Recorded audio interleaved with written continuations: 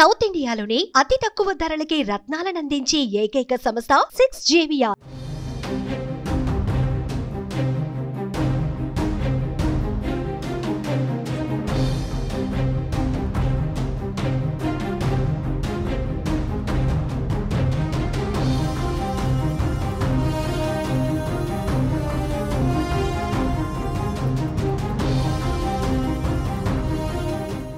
విమాన హెలికాప్టర్ ప్రమాదాలు రోజురోజుకు పెరిగిపోతున్నాయి.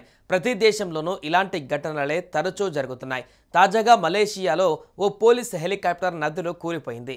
అయితే ఈ ఘటనలో హెలికాప్టర్లో ఉన్న ఎవరికీ ఎలాంటి ప్రమాదం జరగలేదు. ఇద్దరి పరిస్థితి మాత్రం విషమంగా ఉన్నట్లు స్థానిక అధికారులు తెలిపారు.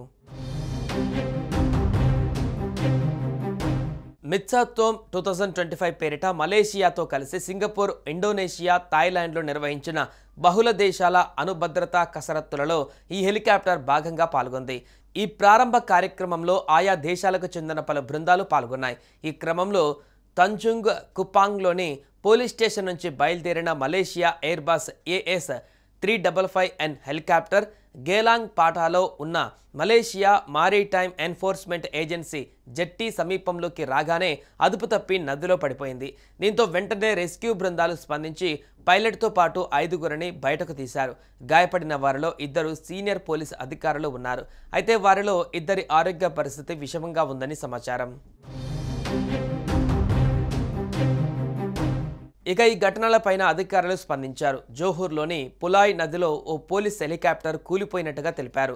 ఈ ఘటనలో 2 సీనియర్ పోలీస్ అధికారులు సహా 5గురు గాయాల పాలయ్యారని, వీరిలో 2 పరిస్థితి విషమంగా ఉన్నట్లు చెప్పారు. మాక్ డ్రిల్ సమయంలో ఈ ఘటన చోటు చేసుకున్నట్లు మలేషియా పౌర విమానయాన శాఖ వెల్లడించింది.